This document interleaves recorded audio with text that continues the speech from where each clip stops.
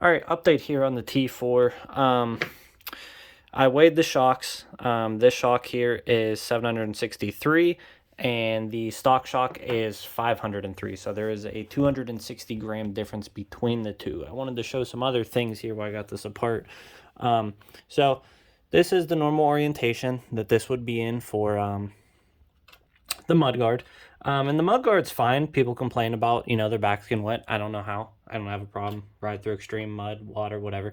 That aside, this is a problem because this is the piece that needs to be extended, because the shock gets covered in dirt. This whole area in here is just completely filled with dirt in there, and it's so nasty. There we go. Yeah, it's just a problem. It's just not good. And I thought that this piece here was just an L bracket that just went like this, but it actually goes all the way through the wheel well. So this is a long piece that's like bent like this. So my options were to either attempt to extend this. So I did sand the top part of this down a little bit to rough it up, and I tried to attach something. No luck. I would have to like bolt something, but I don't want anything sticking down. I'm not sure if I could do anything else. Maybe I could attempt to glue or epoxy something else. I'm just worried about it getting broken or getting sucked in. So I don't like the idea of something that's not actually just extending this piece of metal. But what I am going to do, I am putting the air shock back in because I prefer it. I get full suspension travel with it. I'm a lighter rider. I have the Nylanova linkages. And with the Nylanova linkages, you get a little bit more progressive suspension. I seen a video. What was the guy's name? Eyes to the Sky, something like that. It was a really good video about the guy doing custom suspension for his Master, and he was talking about how the stock Master suspension is actually not progressive, not linear. It's actually regressive, and that means that as it goes through the stroke, it gets softer, which is the complete opposite of how you'd want any suspension in pretty much any scenario act. You'd need a very special situation for that to ever be ideal. You could argue for linear being good, you could argue for too much progressive being bad, but like regressive is just like, it makes no sense. It makes it less predictable. You're super prone to bottoming out. It's not a good, it's just a bad design. It's a really bad design. I'm sure the new ones are a little bit better, but I know that you don't even get full travel with the Extreme if you don't use the air shock on the stiffer geometry. So I don't know how this compares. I've never ridden on the stock geometry. A lot of people will keep asking me, how the stock geometry and stuff like that works. I don't know. I don't know how the stock geometry works.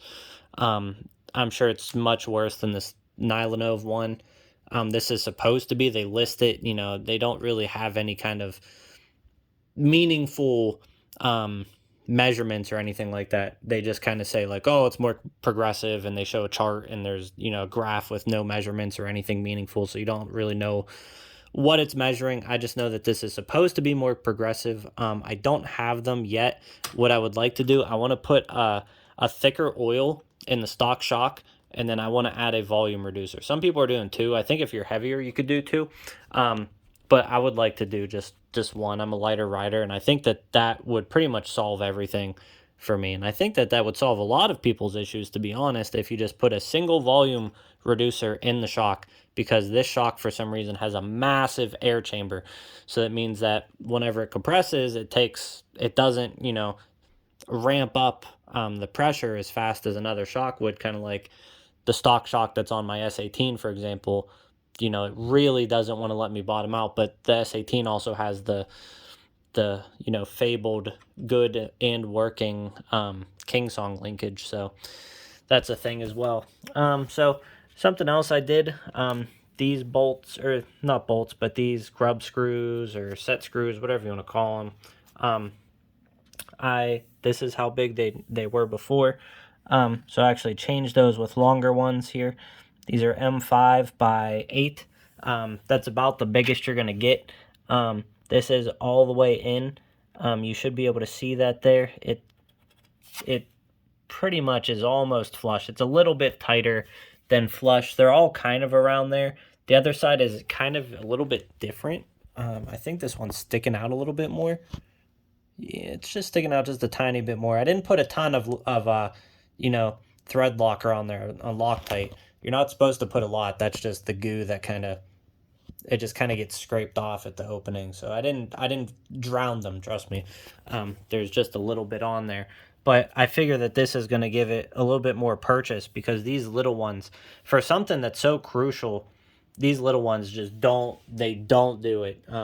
They don't hold it in good enough. They just don't do a good enough job. Um, so hopefully that'll keep that from loosening up. The other good thing is that because they are basically flush, I'll be able to see now if they come out because the old ones, they're so far in there, you know, they'd be somewhere in here is where the head would be, kind of where like my fingernail is. So you can't tell until they come all the way back out that they're terribly loose. You just have no way of gauging it. So hoping that these hold once that dries and that takes some of the chattering out of the suspension because I've had issues with that along with issues, whenever you not bottom out. I've never really like truly bottomed this out until I put this baby in, because this thing handles goofy. It's not bad. It's just it's not good for this kind of suspension. It's not good. It's not good. This is too short of a shock stroke. Um, you need a crazy stiff spring. The the rebound adjustment on this doesn't it does work. It actually does work. It works better than this kind of crappy thing works. That's the one thing the one con of this shock. I do think that this shock's not bad. If they reduce the volume of the air or you put a volume reducer in, maybe a heavier oil, I think that this shock is fine. But this doesn't do a ton as far as tuning. It makes it a tiny bit slower, but I pretty much run it as fast as possible. The only thing I liked about the spring shock was that if I set the rebound to as fast as possible and I took it all the way out, um, this thing I could fly off of stuff, small bumps and anything like that. So if like it was just air and I wanted to be as playful as possible, I mean, this spring shock definitely delivered for me. 1,000-pound spring. I'm a light rider. I would say about 140 pounds. Um, but overall ride quality, this is just so much nicer. Like I can close my eyes and ride through potholes or anything. It's so nice. And even when it's, pumped up, it's still nice at the top end. That's the one nice thing about this geometry. It's not all bad for road riding. If you're not doing anything extreme and you're only riding, casually, this suspension has a lot more leverage on the shock. So it is kind of plush, as Marty would say. It's really soft. It really handles small stuff. It's just really big stuff. You go off a curb or anything like that, and you'll almost bottom out nearly every single time, even if on minor stuff, very minor inconveniences, you might bottom out. So like off road, this the Bigode scissor design isn't very good. The King Song one is way better. But apparently they have that copyrighted, I guess, in China, and that's the reason why Bigode's not changing their geometry, such as the word in the grapevine. So, yeah, who knows if they'll ever come out with something better. I don't think that you can really make this that much better. There's just not a lot to do to it. You can only tweak it so much. And the problem is that you might be able to make it better, but the problem is they're trying to retroactively change this to fit, and they're constrained to the spaces that, are laid out in their own wheels. I think that you would have to massively rework this geometry or the shape of it. So it might need more space or it might need more height or something in order to get the leverage, mechanics working properly. But the problem is that, they're trying to they have to fit it into their own current wheels that exist. And it's not working out. It's not looking good. So that's that for this. I'm going to get this wrapped up here. I'm going to get this air shock back in because I prefer it. It's comfier. This is more fun if I was to only be doing like jumps and stuff. But then at the same time, it's, if I had to take the preload pretty stiff to keep it from bottoming out doing like kind of extreme stuff. So at the high end, it's not doing as much for me. It's kind of, I'm kind of feeling a lot of like road vibration and stuff that I wouldn't feel before with this shock. So it's like from a comfort perspective, I just prefer air, man. Air is just better. it's naturally progressive. It works with you, not against you. The spring's not bad. Um, S22 I've ridden with springs, they're pretty good, but I just prefer the progressive nature to save you from bottoming out, protect you from yourself. It's just to me it's better in every single way other than this potentially losing air. If you're a heavier rider, I don't really know what to say. You're kind of screwed either way with this kind of geometry because you're either going to need like a 1,600-pound spring or something insane, or you're going to need to run this at 1 billion psi and it's going to blow out and it's going to leak oil and it's going to stop working on you. So these seem that, for me, I've never had to fill mine up again. I emptied it to change it, but filled it up once at 170 psi and it stayed there for months. Trails, drops, curbs, riding off picnic tables, legitimately the top of picnic table, just doing all kind of stuff. And I've never bottomed the air shock out with it around like 170 psi with this linkage in my setup. I don't know if the stock one would do as good if it was, if I was riding it. I doubt it would because this has less travel. That's the other problem too. You lose travel with this as well because this is 190 millimeter.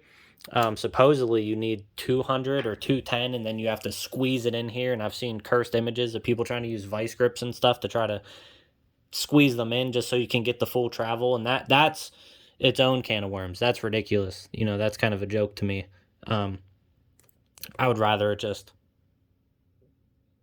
put an air shock in, man. Just put an air shock in or get a nicer air shock. There's some out there, $100 range. You don't need to buy the like ones with the big like wart tumor on them and the reservoir and everything. You can get another one kind of like that.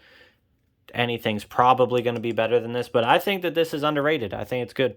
So, I'm just rambling, saying the same stuff over and over again. I don't think there's anything else to add. Nothing else I've really done. I've got to change my board for the screen. Because it's starting to get cold and I never did that. The person I bought this from, he gave me, and I just didn't do it. And now it's only 60 degrees Fahrenheit. Lights don't work. Nothing works. I have to ride it for a while before my lights and stuff come on. So it's just kind of annoying, and it makes me not want to ride this. And it's a problem because it gets dark at like 5 p.m. now. So that's it for now. JTM94 signing off. If you have any questions or anything, ask down in the comments. I'll try and answer. I read them all. Not like I'm getting a ton. Yeah. Keep riding.